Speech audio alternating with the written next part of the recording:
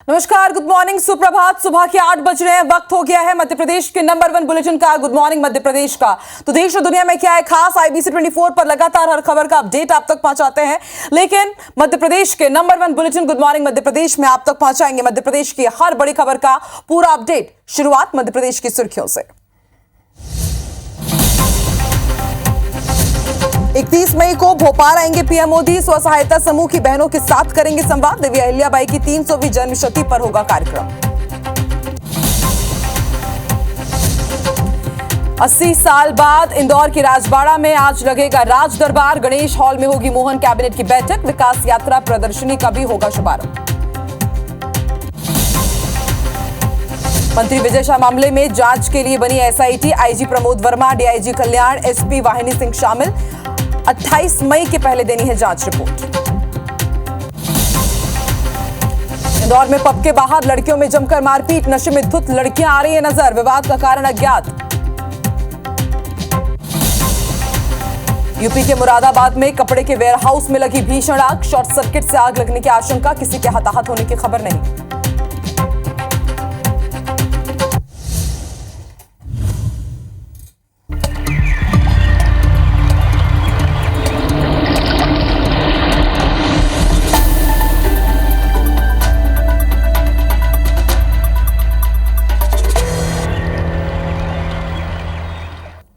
और मुरैना एक बार फिर से गोलियों की गूंज से दहल उठा है। बड़ी खबर आपको मुरैना से बता दें, शादी समारोह में हर्ष फायरिंग के मामले थमते नजर नहीं आ रहे हैं।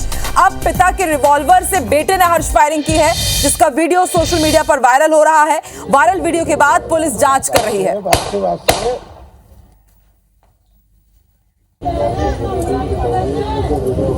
तो आप देख रहे हैं पिता के रिवॉल्वर से बेटा किस तरह से हर्ष फायर कर रहा है। दूल्हा दुल्हन आगे बैठे होते हैं और जब ये फायरिंग होती है तो दूल्हा भी पीछे मुड़कर देख रहा है कि भाई आखिर हो क्या गया और ये कितना रिस्की है। आप सोचिए, इस रिवॉल्वर से जो गोलियां निकली होंगी वो किसी को भी लग सकती थी। और इस तरह के कई हादसे, इस तरह की कई घटना पहले भी मुरैना में हो चुकी है। लेकिन उसके बाद भी आप देखिए हर्ष फायर करने वालों के हौसले कितने बुलंद हैं।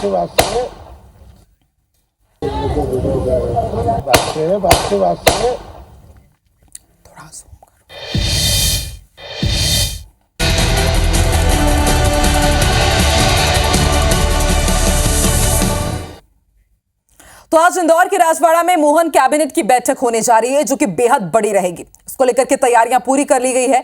यह ऐतिहासिक बैठक राजवाड़ा के गणेश हॉल में होने जा रही है। सुबह 11 बजे से मोहन कैबिनेट की बैठक होगी और इस बैठक को बेहद अहम माना जा रहा है।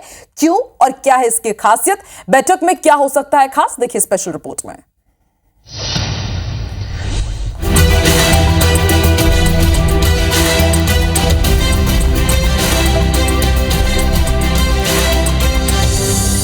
80 साल बाद एक बार फिर से इंदौर के राजवाड़ा में ऐतिहासिक राज दरबार लगने जा रहा है, क्योंकि 80 साल पहले साल 1945 में आखिरी बार होलकर राजवंश के महाराज यशवंत राव होलकर ने यहीं पर अपना दरबार लगाया हुआ था। अब मध्य प्रदेश की सरकार ने कैबिनेट की खास बैठक के लिए राजवाड़ा में तैयारियां पूरी कर ली हैं। जाहिर है, जब सब कुछ खास है तो इस कैबिनेट की बैठक में फैसले भी बेहद खास ही होंगे। सुबह 9 बजे मुख्यमंत्री सहित पूरी कैबिनेट चिड़ियाघर पहुंचेगी। वहां पर घूमने के बाद सभी लालबाग पैलेस जाएंगे। राजवाड़ा पर प्रदर्शनी लगाई जाएगी। शहर को देश में नंबर 1 बनाने वाले प्रोजेक्ट को सामने रखा जाएगा। प्रोजेक्ट में हुकुमचंद मिल और इंदौर मेट्रो प्रोजेक्ट, स्वच्छता आदि को रखा जाएगा। कैबिनेट मीटिंग में आने वालों का स्वागत मालवी अंदाज में होगा। तिलक लगाकर पगड़ी पहनाई जाएगी। बैठक के बाद भोजन में भी मालवी व्यंजन ही होंगे। दाल बाटी, लड्डू चूरमा, दही बड़ा, केसर श्रीखंड और मैंगो रबड़ी होगी। इंदौर में राजवाड़ा के अंदर जिस राजवाड़े का निर्माण कार्य होलकर महाराज मल्लाराव जी ने प्रारंभ किया था, जिसका पूरा करने का काम अहिल्या माता जी ने किया था, उसी राजवाड़े में हम कैबिनेट का उनके सम्मान में आयोजन करने जा रहे हैं। मध्य प्रदेश सरकार की ओर से मैं मान के चलता हूँ वो सच्चे अर्थ में हमारी अहिल्या महारानी की स्मृति का दिवस रहेगा। दरअसल बीजेपी सरकार की कोशिश है कि लोक माता अहिल्याबाई की जन्मशती का बड़ा संदेश पूरे प्रदेश में दिया जाए, खासकर महिलाओं के सशक्तिकरण को लेकर। उनके लोग प्रशासन को नजीर मानकर बीजेपी सरकार प्रदेश में काम करने का संदेश देने की कोशिश में है, लेकिन कांग्रेस इसे सियासी ड्रामा बता रही है। किस बात की कैबिनेट की बैठक कर रहे हैं? आपने पहले भी कैबिनेट की बैठकें की मोहन यादव जी, लेकिन आपकी कैबिनेट की बैठकें सिर्फ खाने पीने एवं पार्टियां एवं ये कह लें कि पिकनिक तक ही सीमित रहती हैं। आज तक आपकी बैठक में कोई भी अच्छा निर्णय निकलकर नहीं आया। जाहिर है बीजेपी सरकार देवी अहिल्याबाई होलकर की 300वीं जन्मशती के जरिए ये बताने की कोशिश में है कि एमपी में सुशासन है, लेकिन कांग्रेस इससे इत्तेफाक नहीं रखती। फिलहाल इंदौर में होने वाली इस कैबिनेट की बैठक पर सियासत जारी है, लेकिन उम्मीद तो ये भी जाहिर की जा रही है कि होने वाली इस बैठक से बड़े और जनहित के बेहतर फैसले भी लिए जाएंगे। IBC 24 के लिए नवीन कुमार सिंह की रिपोर्ट, भोपाल। तो इंदौर में आज होने वाली मोहन कैबिनेट की बैठक के लिए आपको बताते हैं कि किस तरह से राजवाड़ा में महाराजा यशवंत राव ने यहां पर आखिरी बार बैठक की थी। कब की थी वो भी आपको बताते हैं। वो 1945 का दौर था जब यशवंत राव तृतीय ने आखिरी बार मंत्रिपरिषद की यहां बैठक की थी, और उसकी तस्वीर आप देख रहे हैं सन 1945। और अब आप देखिए पूरे 80 साल बाद साल 2025 में अब मोहन कैबिनेट की यहां बैठक होने जा रही है। तब जब फैसले लिए गए थे तब भी ये बेहद महत्वपूर्ण मंत्रिपरिषद की बैठक थी 1945 में आखिरी बार, और अब साल 2025 20 मई ये भी आज के दिन इतिहास रचने जा रही है, क्योंकि पूरे 80 साल बाद राजवाड़ा में मोहन कैबिनेट की बैठक होगी। तो मध्य प्रदेश की मोहन कैबिनेट इस वक्त इंदौर में ही है। बैठक से एक दिन पहले यानी कि कल डॉक्टर मोहन यादव अपने कैबिनेट के तमाम मंत्रियों के साथ इंदौर के सराफा चौपाटी पहुंचे, जहां सीएम ने मंत्रियों के साथ सराफा के कई व्यंजनों का लुत्फ उठाया। सबसे पहले सीएम ने गराड़ू की दुकान पर अपने हाथ से गराड़ू तले और फिर उन्हें मंत्रियों को खिलाया, साथ ही खुद भी उसका स्वाद चखा। सीएम डॉक्टर मोहन यादव ने गराड़ू, आलू टिक्की, भुट्टे का किस, पानी पताशे, सराफे का फेमस जोशी का दही बड़ा और नेमा की कुल्फी, फालूदा खाया। सबसे खास बात यह रही कि सीएम ने जहां भी व्यंजनों का लुत्फ उठाया वहां पर अपने हाथ से ही दुकानदारों को पैसे भी दिए। तो ये तस्वीरें हैं कल देर रात की। वर्ल्ड फेमस है इंदौर का ये सराफा मार्केट, और यहां पर सीएम डॉक्टर मोहन यादव को आप देखिए किस तरह से गराड़ू तलते हुए वो नजर आए। उन्होंने पोहा खाया, भुट्टे की किस खाया, स्वीट कॉर्न उन्होंने यहां पर खाया, चाट खाया, दही बल्ले खाए। और ना सिर्फ सीएम डॉक्टर मोहन यादव बल्कि पूरी मोहन कैबिनेट भी यहां पर मौजूद रही, और आज राजवाड़ा में मोहन कैबिनेट की बैठक होने वाली है। और चलिए सीधे अब रुक कर लेते हैं इंदौर का। हमारे साथ संवाददाता अंशुल मुकाती इस वक्त लाइव जुड़ चुके हैं। अंशुल बताइए, थोड़ी ही देर बाद तमाम मिनिस्टर्स यहां पर पहुंचने लगेंगे। 80 साल बाद इंदौर के राजवाड़ा में मोहन कैबिनेट की बैठक होने वाली, कई मायनों में खास है, लेकिन जनता ये जानना चाहती है कि आखिर आज राजवाड़ा से इंदौर के साथ पूरे मध्य प्रदेश के वासियों को कौन से बड़े फैसलों की सौगात मिलने जा रही है, कुछ उसको लेकर के जानकारी।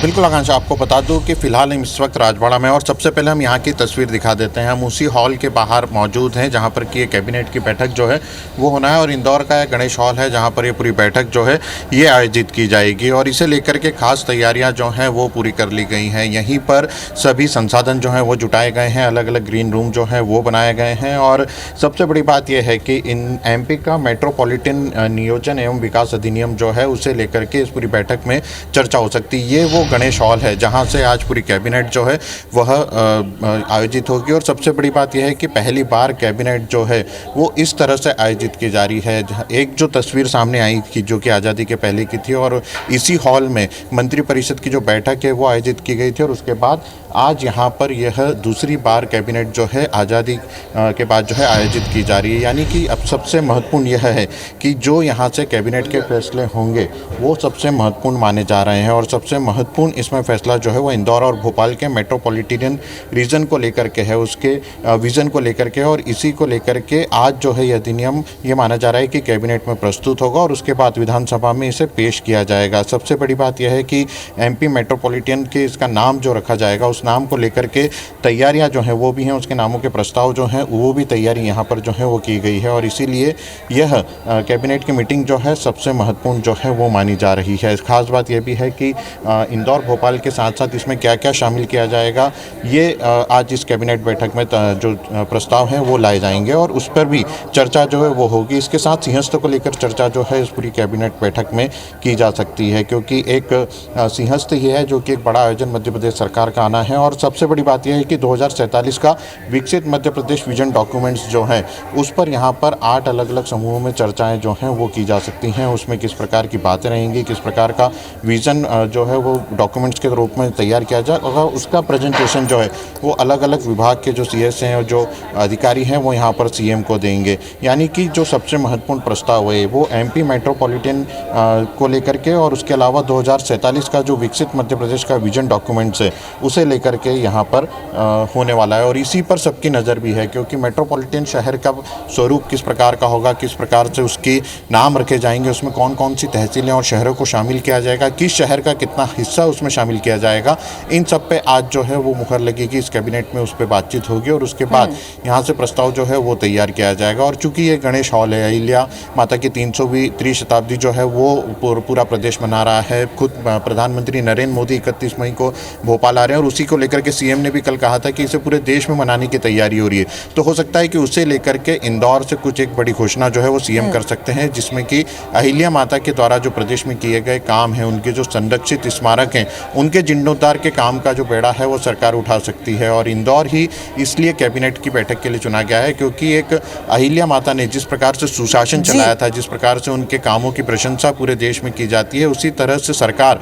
अपने आप को प्रेजेंट कर सके और ये बता सके कि सरकार भी अहिल्या माता की तरह बिल्कुल। और अंशुल, हमने देखा भी है कि इंदौर हमेशा नवाचार में सबसे आगे रहा है, भले ही फिर वो देश की क्लीनेस्ट सिटी का तमगा हो या फिर फुल वाटर एफिशिएंट सिटी हो, कई मायनों में नंबर 1 है इंदौर। और अब आप देखिए आज की जो कैबिनेट बैठक होने जा रही है वो भी कई इतिहास रचेगी।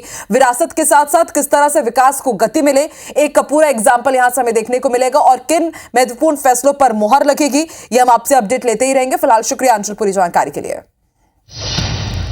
तो देवी अहिल्याबाई की जन्म त्रिशताब्दी के अवसर पर इंदौर के लता मंगेशकर ऑडिटोरियम में नाट्य मंचन का आयोजन किया गया। मुख्यमंत्री डॉक्टर मोहन यादव ने इस कार्यक्रम में शिरकत की। अपने संबोधन में सीएम डॉक्टर मोहन यादव ने इंदौर के सुखद और सांस्कृतिक वातावरण की तारीफ की और कहा कि राजवाड़ा में कैबिनेट बैठक की कल्पना करते समय यह विचार आया कि इसके जीवंत नाट्य मंचन के माध्यम से इसे जीवंत किया जाए। प्रदेश के मुखिया ने अहिल्या माता के जीवन के आदर्शों को रेखांकित करते हुए उन्हें आदर्श बहू का प्रतीक भी बताया। सीएम ने कहा कि अहिल्या माता का जीवन समाज के लिए प्रेरणा स्रोत है और खासकर ट्रस्ट में किए गए काम नए युग की शुरुआत है।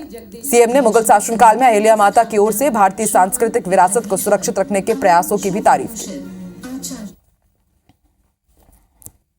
यशस्वी प्रधानमंत्री ने कहा मैं 1 साल के लिए भारत सरकार भी अहिल्या उत्सव मनाएगी, पूरे वर्ष को उनकी 300वीं जयंती मनाएगी। तो इस अवसर पर हमारे लिए नारी सशक्तिकरण की आदर्श प्रतिमा मां अहिल्या है। हमारा कैबिनेट कुछ न कुछ अच्छे निर्णय करके उठेगा जो राजवाड़े में होने वाला है। ज्योतिरादित्य सिंधिया अपने 2 दिवसीय दौरे पर अशोकनगर पहुंचे। यहां उन्होंने ईसागढ़ पोस्ट ऑफिस पर औचक निरीक्षण किया। केंद्रीय मंत्री ने पोस्ट ऑफिस पर जमी धूल को देख कर्मचारियों से झाड़ू मंगवाकर खुद सफाई करना शुरू कर दिया। इस दौरान उन्होंने मौजूद अधिकारियों कर्मचारियों को नियमित साफ सफाई के निर्देश दिए। दरअसल निरीक्षण के दौरान सिंधिया ने साफ सफाई को लेकर कर्मचारियों से सवाल करना शुरू कर दिया। सिंधिया ने पूछा कि क्या यहां रोज झाड़ू लगती है। संतोषजनक जवाब न मिलने पर सिंधिया ने खुद सफाई करना शुरू कर दी। सिंधिया का यह अंदाज देखकर वहां मौजूद लोगों ने उनके इस कार्य की सराहना की।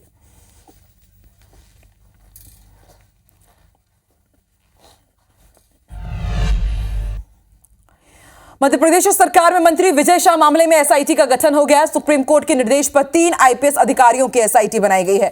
सुप्रीम कोर्ट का आदेश है कि मामले की निष्पक्ष जांच के लिए एक एसआईटी का गठन अनिवार्य है। अब इस एसआईटी में कौन होंगे, उनके नाम भी सामने आ गए हैं। आईजी प्रमोद वर्मा, डीआईजी कल्याण, एसपी वाहिनी सिंह इसमें शामिल हैं। 28 मई तक पहली स्टेटस रिपोर्ट सुप्रीम कोर्ट में पेश करनी होगी। भारतीय सेना की कर्नल सोफिया कुरैशी पर की गई अभद्र टिप्पणी के मामले में विजय शाह मामले की जांच शुरू हो गई है।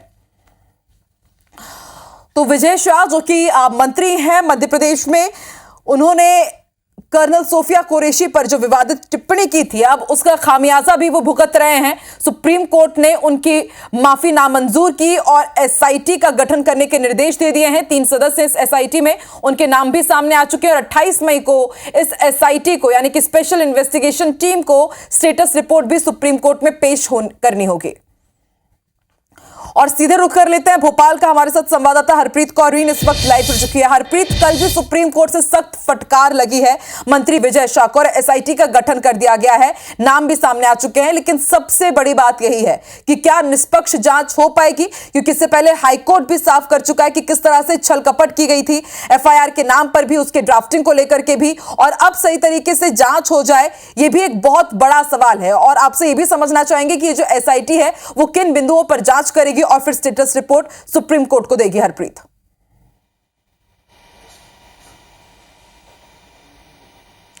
बिल्कुल, देखिए, सिंदूर ऑपरेशन की नायिका कर्नल सोफिया कुरैशी पर 11 मई को दिए गए बयान के बाद मंत्री विजय शाह चारों तरफ से घिर गए हैं। सड़क पर उनका विरोध जताया जा रहा था, विपक्ष ने जमकर विरोध जताया, हाईकोर्ट ने उन्हें फटकार लगाई, जिसके बाद वो सुप्रीम कोर्ट याचिका लेकर पहुंचे थे और सुप्रीम कोर्ट ने जमकर उन्हें फटकार लगाई है। इस पूरे मामले में सुप्रीम कोर्ट ने मध्य प्रदेश डीजीपी को एसआईटी गठित करने के निर्देश दिए थे।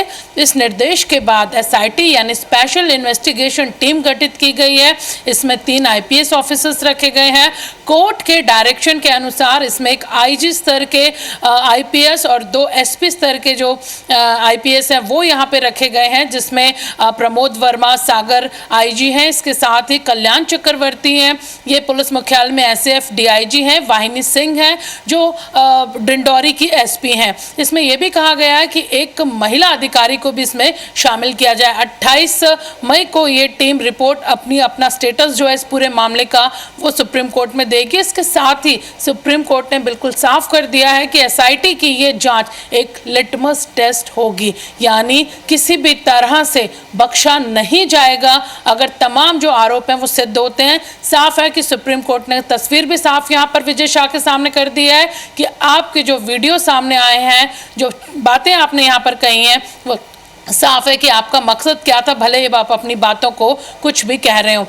एसआईटी अलग अलग जो मुद्दे हैं उस पर जांच करेगी, वीडियो जो वायरल हुआ है उसमें जांच की जाएगी। इसके साथ ही उन्होंने जो बयान यहाँ पर दिया, बयान देने के बाद जिस तरह उन्होंने अपने बयान पर भले ही माफ़ी मांगी हो, पहले आतंकवादियों की बहन सोफिया कुरैशी को बताया, बाद में अपनी सगी बहन से बढ़कर बताया, इन तमाम बयानों की जाँच यहाँ पर ये एसआईटी करेगी और 28 मई को इस एसआईटी को सुप्रीम कोर्ट को स्टेटस रिपोर्ट देनी होगी। समझा जा सकता है कि हाईकोर्ट के बाद सुप्रीम कोर्ट ने भी जमकर मंत्री विजय शाह को फटकार लगाई है और बिल्कुल तस्वीर साफ कर दिया कि किसी भी हाल में बख्शा नहीं जाएगा। आप एक ऐसे पद पर बैठे हैं, जिम्मेदार पद पर बैठे हैं, जहां पर इस तरह की आपकी बयानबाजी को ना तो कोर्ट ना तो आम आदमी बर्दाश्त करेगा। समझा जा सकता है कि 28 मई का वो दिन जब SIT status report supreme court में सौंपेगी तो विजय शाह के खिलाफ बड़ी कार्रवाई हो सकती है। बिल्कुल, देखिए, हाईकोर्ट के बाद सुप्रीम कोर्ट ने भी फटकार लगाई थी, एसआईटी का भी गठन कर दिया गया है हरप्रीत, लेकिन अब तक उनके खिलाफ भाजपा सरकार की तरफ से संगठनात्मक रूप से कुछ कार्रवाई नहीं की गई। कहा यही जा रहा था कि शायद उनसे इस्तीफा मांगा जा सकता है, लेकिन देखिए अभी वो मंत्री पद पर बने हुए हैं। अब देखते हैं आगे और क्या कुछ एक्शन लिया जाता है और कब तक स्टेटस रिपोर्ट पेश की जाएगी और उसमें क्या कुछ पॉइंट्स होते हैं। शुक्रिया अपनी जानकारी के लिए। रीवा में कोर्ट के आदेश पर दहेज का सामान जब्त करने पहुंची पुलिस के साथ झूमा झटकी हो गई। आरोपी के परिजनों ने हंगामा कर पुलिस के साथ झूमा झटकी की। पुलिस ने 8 लोगों के खिलाफ सरकारी काम में बाधा डालने का केस दर्ज किया है। बता दें कि बैकुंठपुर में राहुल गुप्ता नामक शख्स का पीड़ित महिला के साथ तलाक हुआ था। तलाक के बाद कोर्ट ने महिला को भरण पोषण के लिए 15,000 रुपए महीना कैश देने के लिए आदेश दिए थे। आरोपी द्वारा भरण पोषण का पैसा नहीं देने पर कोर्ट ने दहेज में दिए सामान को कुर्क करने के निर्देश दिए, जिसके बाद पुलिस सामान को जब्त करने पहुंची थी। इसी दौरान आरोपी के परिजनों ने पुलिस के साथ झूमा झटकी की। फिलहाल मामले में केस दर्ज कर लिया गया है। आरोपी राहुल गुप्ता फरार है। 5 साल हो गए मुझे केस फाइल किए। 2022 में ऑर्डर हुआ था, 2020 में केस फाइल हुआ था। इन लोगों ने इतना आपत्ति करी, इतना परेशान किया, घर परिवार के लोगों ने आकर के वहाँ गाली गलौज, सर लोगों के साथ भी बदतमीजी, पर उन्होंने कोऑपरेट किया, उनके साथ भी कोऑपरेट करके काम किया और हमारे साथ भी बहुत कोऑपरेट किया। पति पत्नी के बीच डाइवोर्स हो गया था और माननीय न्यायालय द्वारा भरण पोषण के लिए आदेशित किया था, जिसको पति द्वारा भरण पोषण की राशि जमा नहीं की जा रही थी माननीय न्यायालय में। इसी तरतम्ब में जब्ती के लिए कुर्की के लिए माननीय न्यायालय ने 7 तारीख को थाना बैकुंठपुर प्रभारी को आदेशित किया था। वो पति जो थे वो तो फरार हो गए, राहुल गुप्ता। जो लड़के के पिता हैं और उनकी माँ हैं वो वाद विवाद करने लगे और कहने लगे कि आप कैसे ले जाएंगे, और पुलिस से झूमा झटकी करने लगे, जिस पर हमने शासकीय कार्य में बाधा डालने का 8 नामजद आरोपियों के ऊपर मुकदमा भी पंजीबद्ध कर लिया है। मध्य प्रदेश के गुना से एक चौंकाने वाली खबर सामने आई है। चक चिंगवासा करके एक जगह है जहां नाबालिग लड़की की जबरन शादी कराई जा रही थी। खबर मिलने पर प्रशासन की टीम मौके पर पहुंची और शादी को रुकवाया। दरअसल जिस लड़की की शादी हो रही थी उसने ही परियोजना अधिकारी दीपा शर्मा को कॉल कर उन्हें हालात के बारे में जानकारी दी थी।